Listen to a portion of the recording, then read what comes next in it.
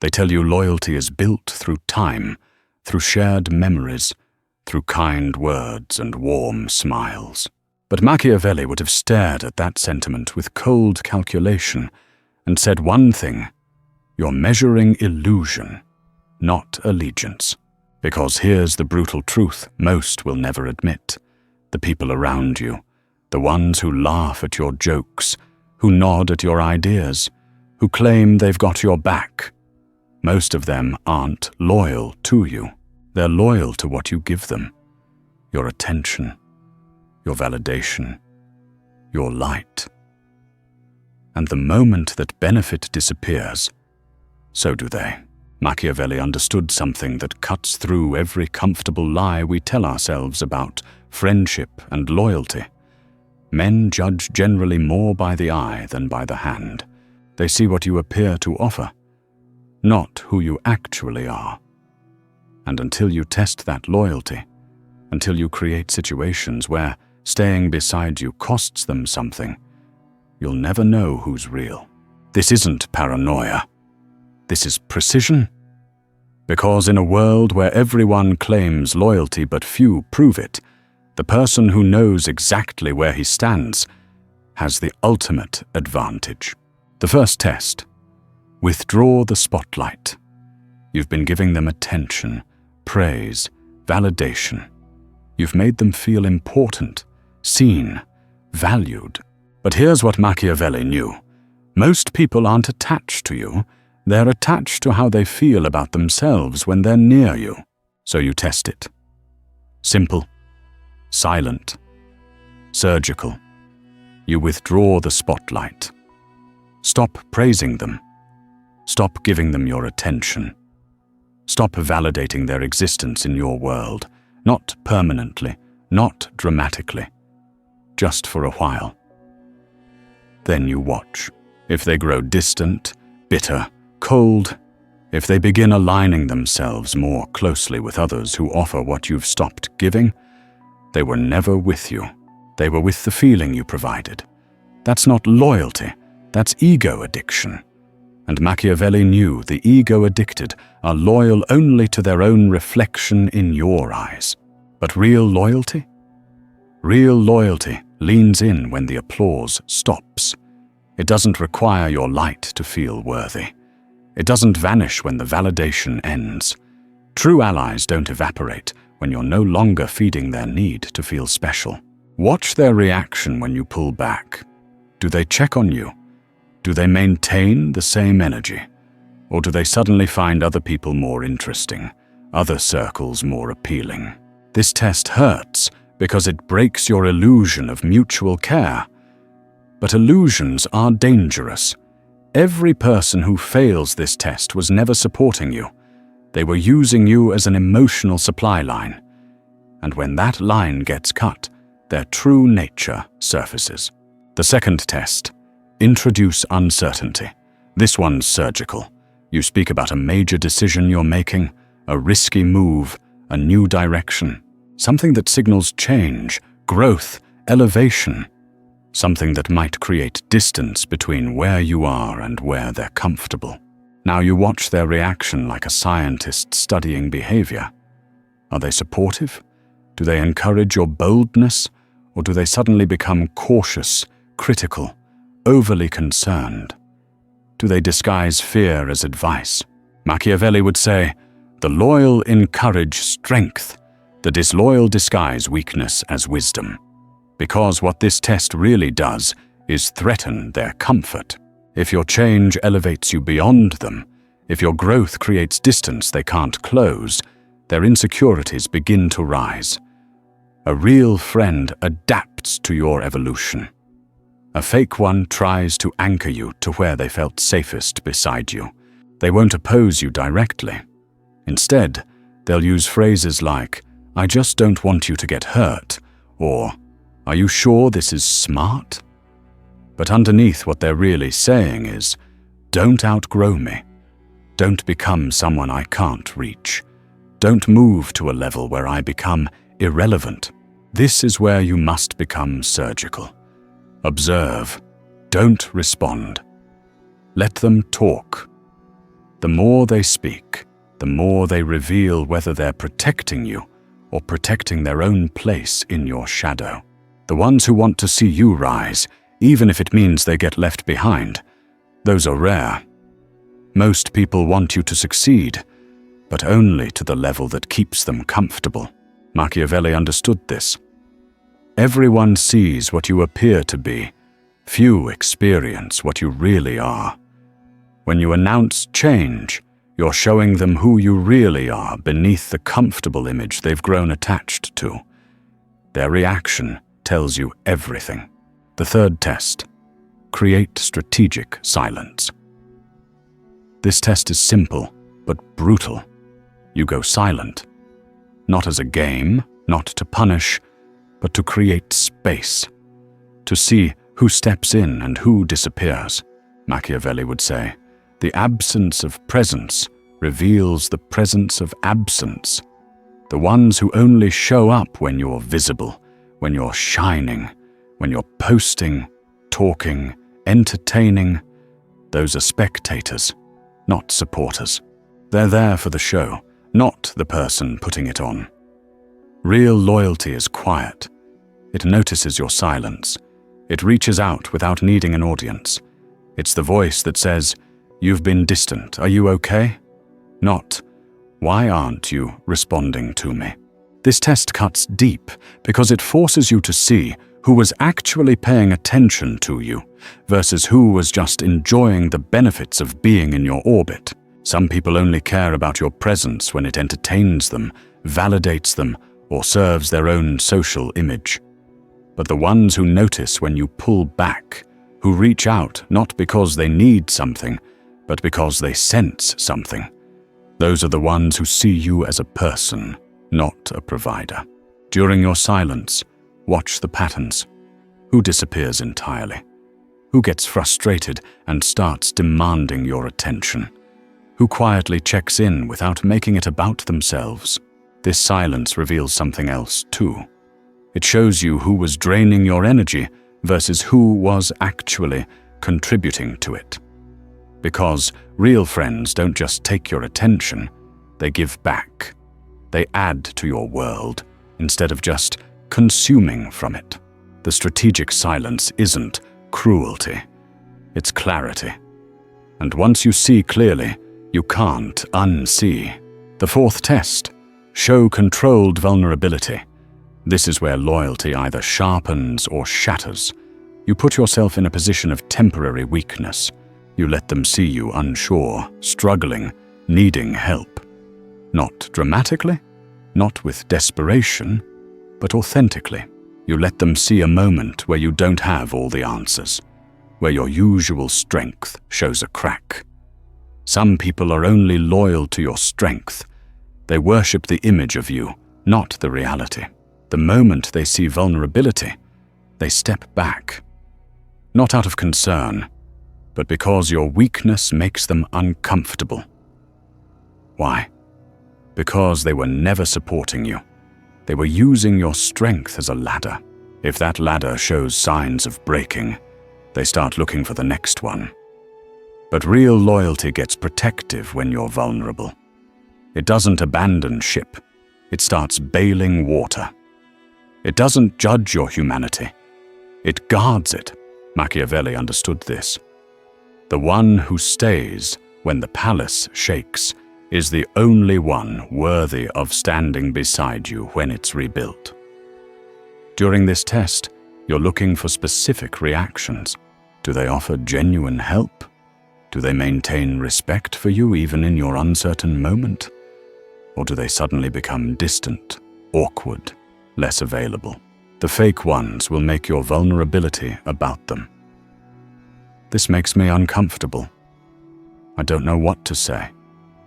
Maybe you should talk to someone else. The real ones make it about you. What do you need? How can I help?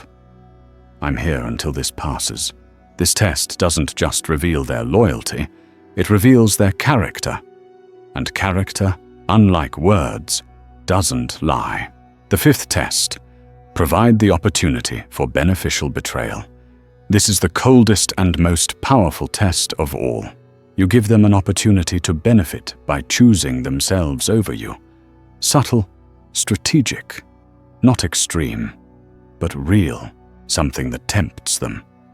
A moment where betraying you, even slightly, brings them clear advantage. Maybe it's information they could use.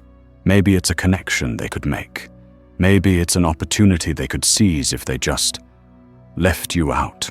Watch closely. Do they warn you in advance? Do they try to hide it? Do they justify it afterward? Or do they come to you first with clarity and honesty? This test doesn't just reveal their loyalty, it reveals their values. And values, unlike emotions, are consistent.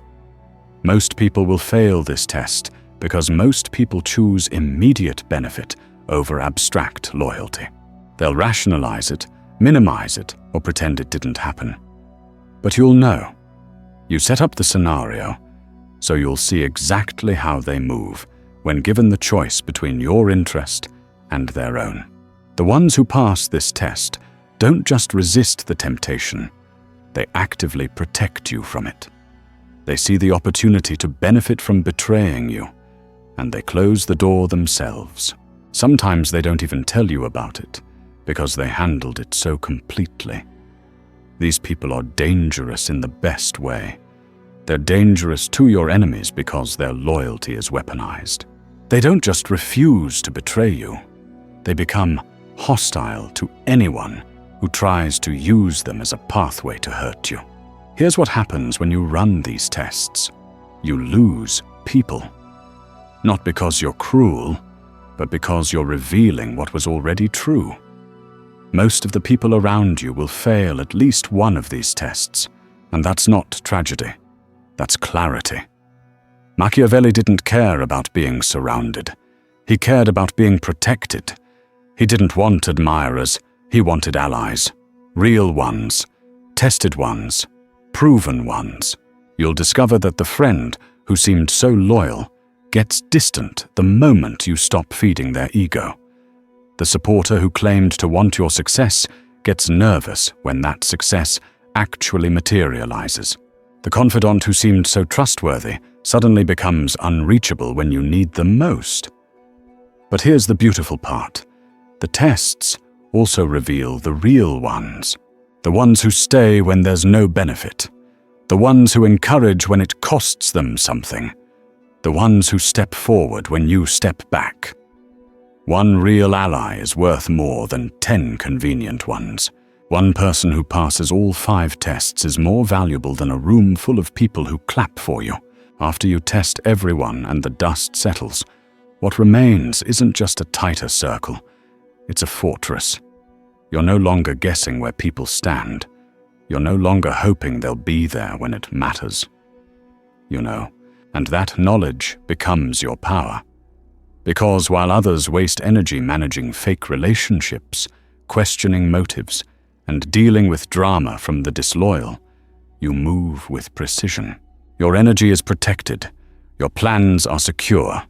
Your back is covered by people who've proven themselves under fire. Machiavelli wrote, "It is better to be feared than loved, if you cannot be both." But he understood something deeper. It's better to be trusted by few than liked by many. Because trust, when earned through testing, becomes unbreakable. The loyal don't need to announce themselves. They don't broadcast their allegiance. They simply show up, consistently, quietly, powerfully. And when you find even one person like that, someone who defends you without needing prompts, someone who protects your interests as if they were their own, you realize something profound. You don't need to be surrounded to feel supported. You just need one who is real. But here's the final component that most people miss. Once you start testing others, you must test yourself. Are you loyal in silence? Do you protect those who trust you? Or do you disappear when it's inconvenient? True power isn't just about commanding loyalty, it's about embodying it. Being the person others can trust even when they're not watching. That's how you build something that lasts. Because if you demand loyalty, you must also offer it. Not freely, but fiercely. Not to many, but to the few who earn it. You must protect their name in silence. You must guard their secrets like weapons. You must stand with them, not just when it's easy, but especially when it costs you something. When you find the rare person who passes every test, the spotlight withdrawal, the uncertainty challenge, the strategic silence, the vulnerability moment, the beneficial betrayal opportunity, that person becomes part of your core. Not your circle, your core. And that core is sacred. The loyalty tests aren't about becoming paranoid or cold.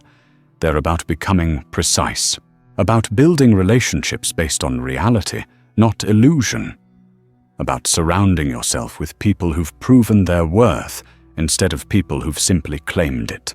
In a world full of fake loyalty, the person who can identify real allegiance has the ultimate advantage, not because he's cynical, but because he's clear.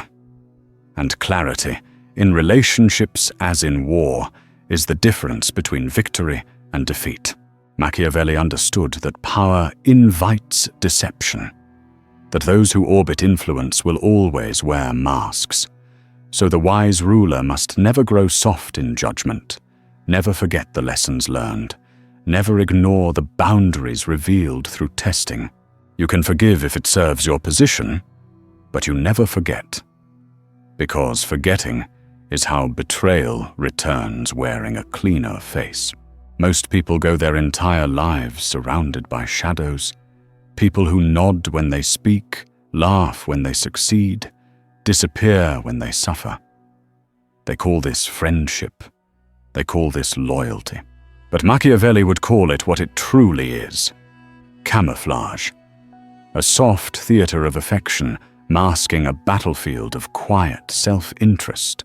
Unless you're willing to step back and test these figures, you'll spend your life building on sand, trusting loyalty that was never there, exposing your plans to people who are waiting to use them. When you test someone, you're not being cruel, you're being responsible. You're not creating betrayal, you're revealing it. That distinction is everything. The beauty of these tests is that they don't require confrontation. No shouting, no arguments, just patterns.